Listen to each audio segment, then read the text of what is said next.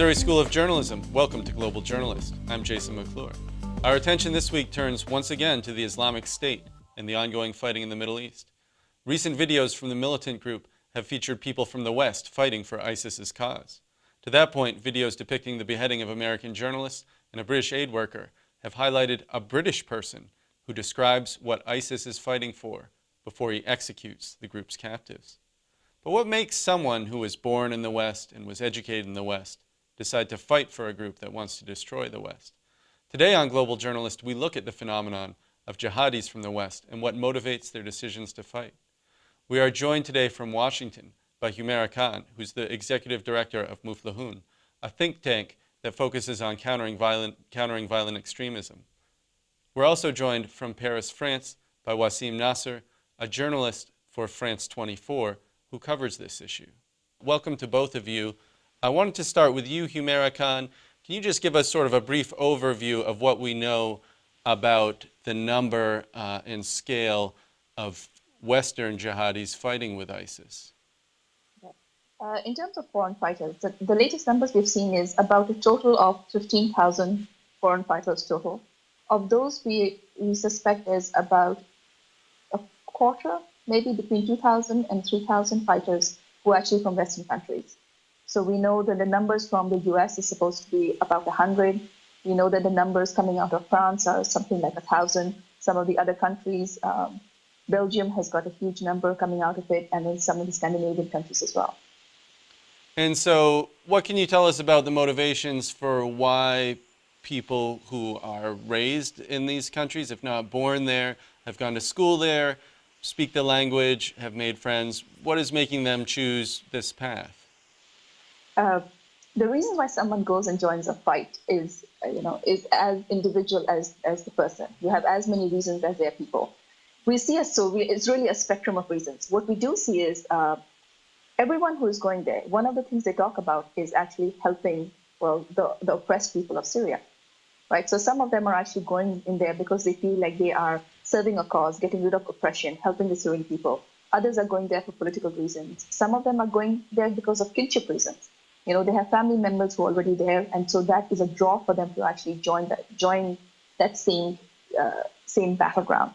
And then one thing and there's a few of them, there's a certain set who actually are going for ideological reasons. And now, especially now that ISIS is claiming to have set up a caliphate, right, which it calls the Islamic State, now you actually see a shift in some of the motivations in people going there, because some of them are going because they're drawn in by that concept. So again, a spread of reasons. Certainly the reasons why we saw people moving in 3 years ago, which was very focused on trying to get rid of Assad, getting rid of the Syrian administration. Some of those have actually shifted away. Wasim Nasser, I understand you've been reporting on this issue for some time. What can you tell us from your contacts on the ground or within ISIS about what the motivations are for people from France to go to fight in Syria and to fight in Iraq? Of course, we have witnessed a kind of a shift between 2012 and today, because in 2012, most of the people who were going there either to fight with ISIS, which was a smaller group, or with the Nusra Front, which was the arm of ISIS in 2012, of ISIS in Iraq, of course. So the first motivation was to help the people. The motivation is always, between brackets, noble. It's something like humanitarian too. But then on the ground, things change. This is what we should know. And today, with the establishment of the caliphate, we are witnessing a new shift as a whole, because they are being more and more attractive for people who are already in jihadi groups, because this is the big issue today in all Al-Qaeda branches, because the second generation or the new generation or the youngsters see in the Islamic State something that bin Laden never dreamed of achieving. So it's really attractive to them.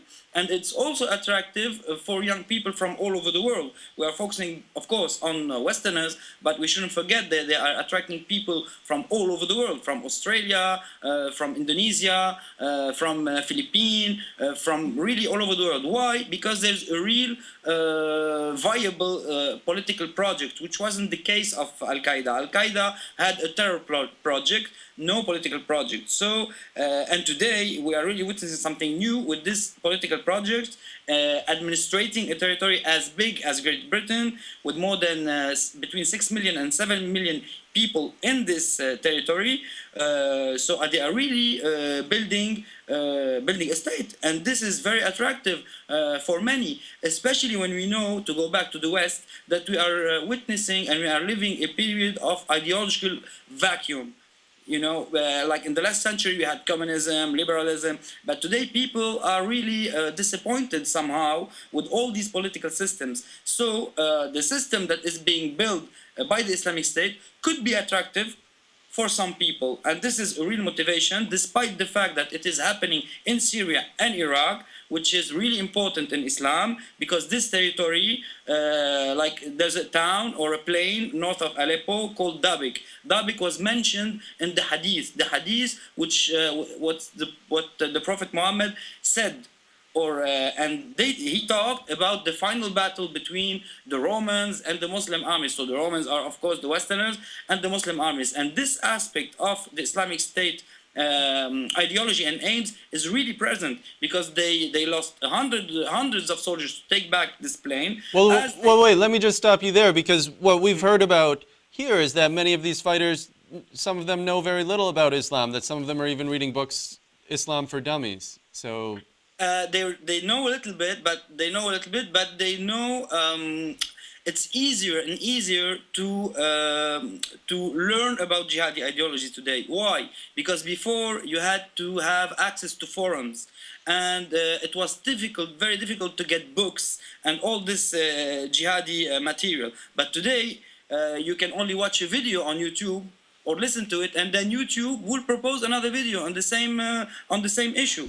And today we have social media, so the access is very easy, and which was really kind of secret or dark in the last century, because it's the last century. Today is really anyone could have access to this material. So it got easier, and people have no intellectual effort to make, despite the fact of looking at YouTube videos or looking what's said on Facebook or looking what's said on Twitter. So it's very easy, and this is why many people who maybe a few years ago wouldn't have even listened to something like this get to listen to it today and get to be convinced, and even to convinced to the point of leaving everything here and going there. Humira Khan, let me ask you about the numbers of Americans that have gone to fight.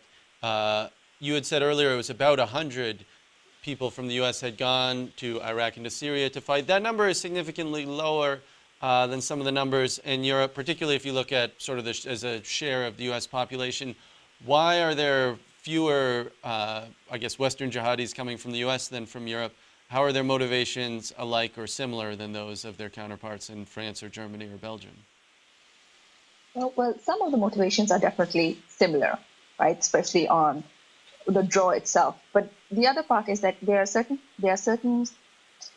in the recruiting which is done, one of the first things that they try to convince them, that the terrorist organizations try to convince the youth, is that they don't belong and there's no place for them in the West. So they're trying to help, they want them to be isolated from the communities they actually live in. In the US, it's actually harder to make that case, because you see more integration of the American Muslim community within the society as a whole than you actually see in certain countries in Europe. So that makes a difference. The other thing is, actually, practically speaking, is access. In Europe, from Europe going from Europe into Turkey and then into Syria is much easier than actually flying in from the US, right, across the Atlantic, getting in there, doing it. So access makes a difference.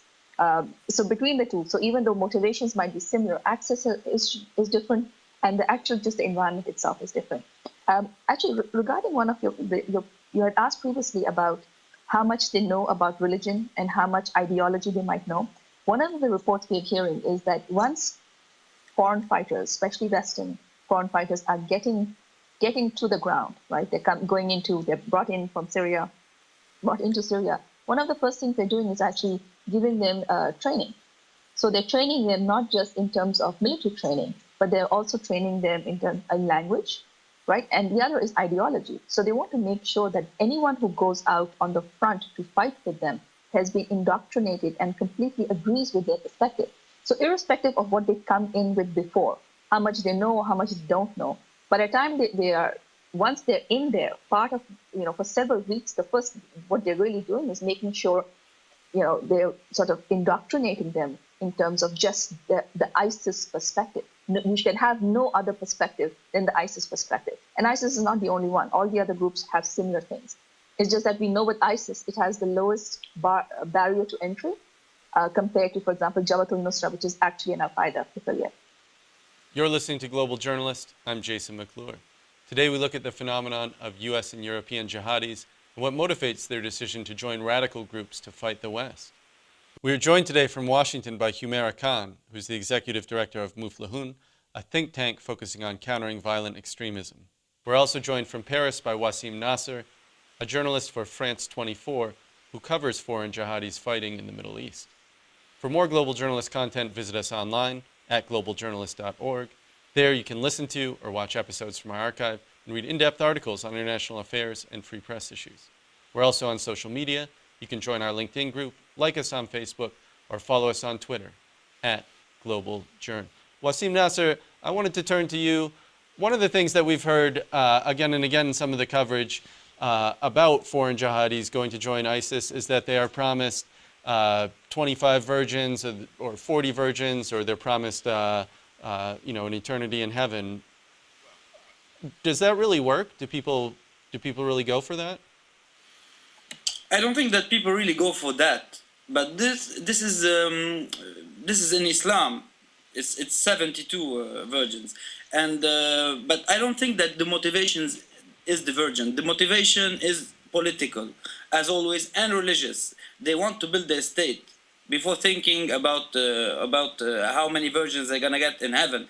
But of course, it's in the ideology in Islam that someone who dies as a martyr, as a martyr, gets 72, even more than 72 virgins. But I don't think this is an issue or a motivation. As we hear sometimes that the salary is the motivation. Everybody knows today what's happening in Iraq and Syria. And to go there, you have to be really convinced and really motivated, especially when you go with your family and when you go there on your own money.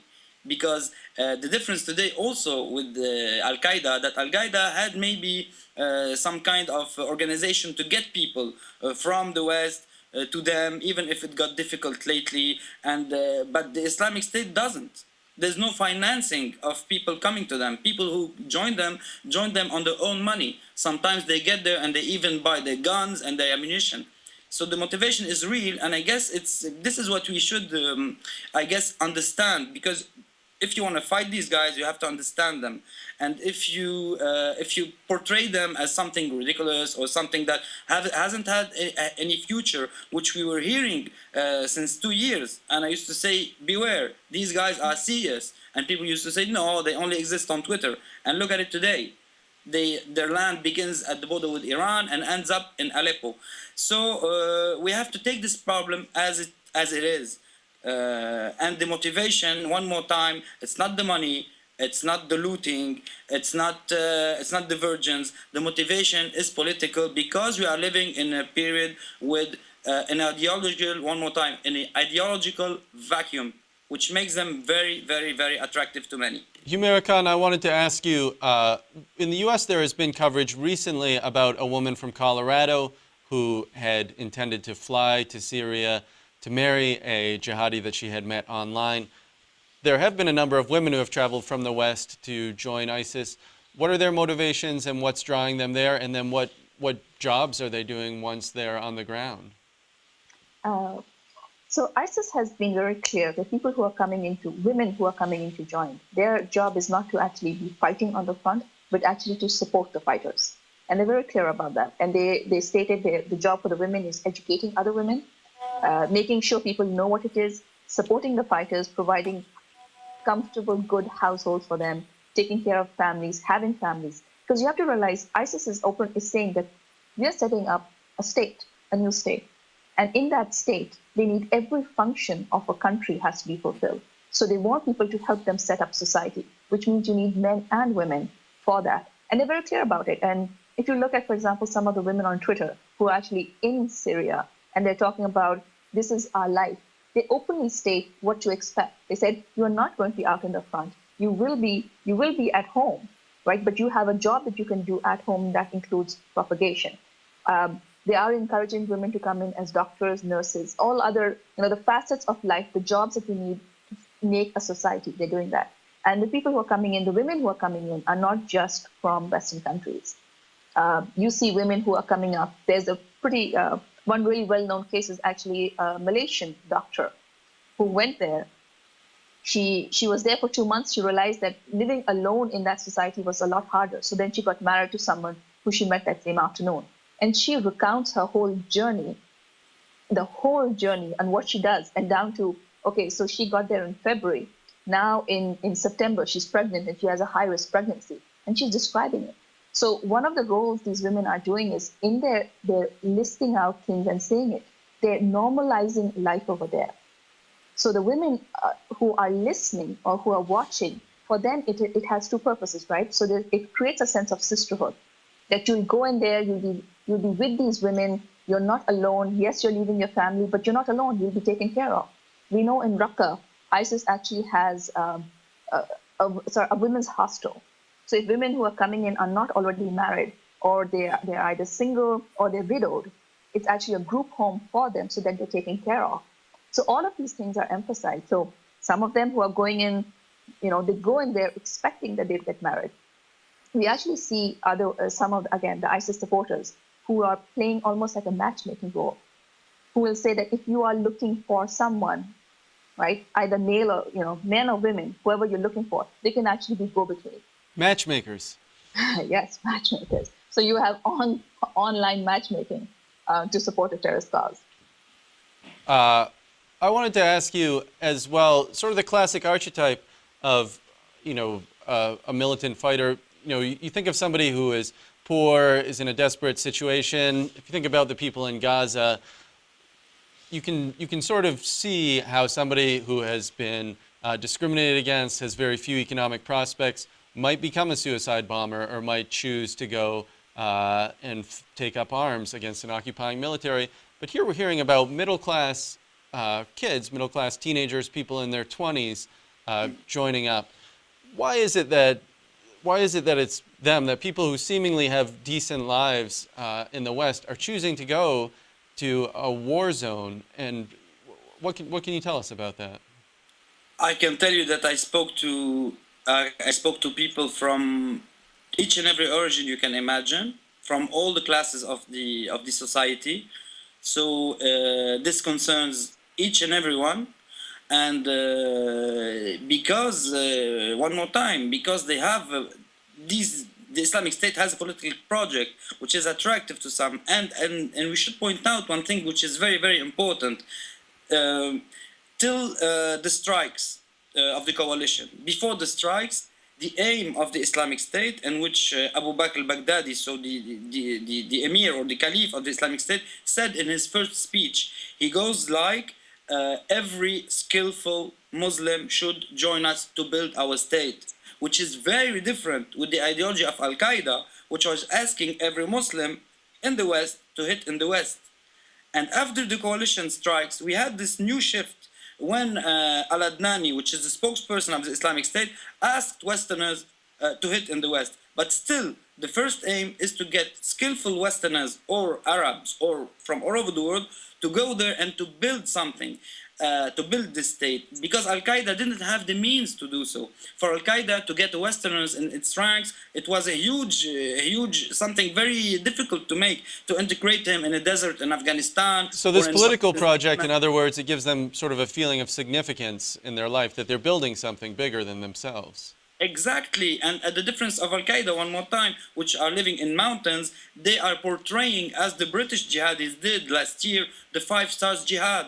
That look, we have homes, we have cars, we have guns, we are living a decent life, we have our families with us. I got to speak to a Kazakh family from 150 people who moved, from Uzbekistan to Syria by land. So you understand, we are really witnessing something new, and we shouldn't keep comparing it to Al-Qaeda. This is really something else. In the real meaning of the word, it's really something else. Even when we talk about the finance of the Islamic State, when we talk about $2 billion, which I guess is very exaggerated, I guess they only even have half of it. But even 1 billion for Al-Qaeda was huge, because they didn't have anything to administrate. But when you put 1 billion in the hand of the Islamic State, which has to administrate 7 million people and a huge territory, it's nothing.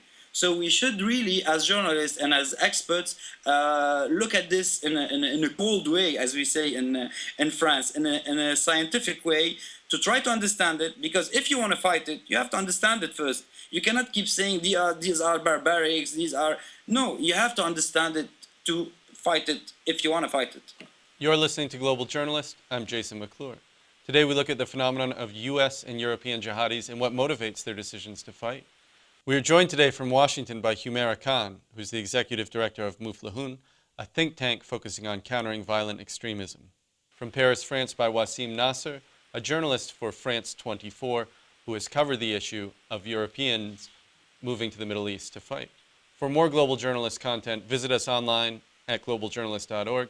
There you can watch or listen to episodes from our archive and read in-depth articles on international affairs and free press issues. We're also on social media. You can like us on Facebook or follow us on Twitter at Global Journ. Speaking of social media, Humaira Khan, I wanted to ask you about ISIS's use of social media in recruitment. Wassim Nasser was saying earlier that social media has made delivering ISIS's message much easier and has made their message much more accessible to people in the West. How is it that they're presenting that message that makes it attractive? We've heard about sort of high production qualities in some of their videos. You talked earlier about a matchmaking service. What else can you tell us about their use of social media? Well, we are in the 21st century, right? And all young people live on social media. It is part and parcel of how they live and breathe. And ISIS recruiters and supporters are no different. So if you want to reach the youth of that particular demographic, you're going to use the tools and the platforms which appeal to them. And ISIS does that.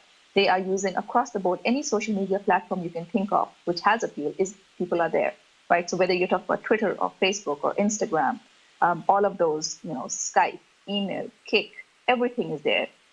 So it's, again, what you're seeing is a phenomenon. Now, ISIS has been extremely effective in the distribution of the messages. I'll give you an example. They actually developed an app where if you download that app on your smartphone, you're giving ISIS permission to tweet from your account. So when ISIS was actually putting out new messages, they were able to simultaneously broadcast through the Twitter accounts of everyone who had downloaded that app. So everyone in your network then sees ISIS's message. Exactly. So you get a huge, it's an amplification of the message, right? They use hashtags, just like everyone uses hashtags. Again, so they're taking the existing technology, but they're actually utilizing it. And again, 21st century young people, they will find the best ways to utilize that technology to actually appeal to their peers, right? So whether it's a YouTube video or however, a video or a message, what we're talking about is communication, right? And every mode of communication and every platform of communication which is available today is going to be utilized. Wassim Nasser, I wanted to ask you, there have been stories in the British press about people from the UK who have gone to fight in Syria and Iraq and then decided that they had made a mistake and wanted to come home, whether they were sort of shocked by the barbarity of what ISIS was doing, or if they missed their family or missed having a cheeseburger. What are some of the difficulties for people who are there, who want to come back to Europe or come back to the U.S.? Is it even possible? I guess it is possible, but it is very, very difficult depending on what they did there, and then depending on how they are going to be treated here. So till now, only the Danish government got something like, which is doable and which is maybe attractive for Danish people who are fighting in Syria and could push them to come back. But till now, all the programs we have, like in Europe, de-radicalization, and whatever goes in that sense are real failures. Unfortunately, we should agree on that. I got to speak with British experts, Danish experts from Dutchland, from Holland, from Norway, and everybody agrees that these programs are failures. So today, how are we going to? But because there has to be a lot of concern that the people coming back may be coming back to launch attacks in Europe or to launch attacks in the U.S. Yes, of course, but I guess that this is not really. This is possible, of course, but I don't think that the concerns come from these people specifically, because those people who are fighting in Syria and Iraq, even if they are well trained and got to do some things that are violent or military things, I guess that the intelligence services know them, know who they are. The more dangerous people are the people who we don't know who they are, like the ones who made the Boston attacks. You understand? So this is the thing today that we should also understand. And I guess that people who are fighting there don't want to come back. At least in the ranks of the Islamic States. Some people from the Nusra Front, some French, to give you a very specific example, some French young people from the Nusra Front are going back by 2, by 3, by 4. But why? Because there's a human experience in all this. Because these guys of Nusra Front don't have anymore the minimum to live. They are not accepted in the regions that they are. So they have one of two choices. Either join ISIS or go back. So some joined ISIS and some are going back. So I guess beyond what we would like to see and what we would like to happen, there's a human experience for each and every fighter who's there. And some go back for some reasons, others for other reasons, others decide to stay, others will never come back. But the danger, I guess, for security in the West is primarily from people that are not identified yet and that won't come with a black flag. If someone wants to make a terrorist attack in Europe, he'll hide till doing it, unfortunately. Humera Khan, let me ask you, what are some short-term ways to address this, and what should the U.S. government, European governments, civil society be doing to sort of head this off longer term? Because the numbers you mentioned earlier, thousands of Western jihadis, are quite, they're quite large. I work in counter-violent extremism, right? There is no such thing as a short-term fix. And we have to recognize that anything we have to do has to work in the short term, medium term, and we have to plan for the long term. Now, if you talk about CVE, countering violent extremism programming, it runs a spectrum. We have things which are dealing with prevention, and that's to actually raise the barriers to entry so people actually don't want to join in the first place. We need to have interventions. We need to have interventions before people actually commit any criminal activity, before they actually travel. And those interventions become really important. We need to have, as Wasim mentioned, for people who are already there, right, we have to figure out ways of actually bringing them back, right? Are there off-ramps? We need exit ramps. These are all things which are needed because we do need to think about disengagement, both psychologically and the physical disengagement. So that spectrum of CVE programming is needed. It also means that civil society has to work together with the government. This is not something the government can do itself, but also this is not something that civil society can do by itself. And so those partnerships, meaningful partnerships beyond just the lip service, are actually going to be very important. That's all for this edition of Global Journalist, a production of the Reynolds Journalism Institute and the Missouri School of Journalism. Our thanks to Humera Khan and Wasim Nasser for joining us. For all of us at Global Journalist, I'm Jason McClure. Thanks for joining us, and we'll see you next time.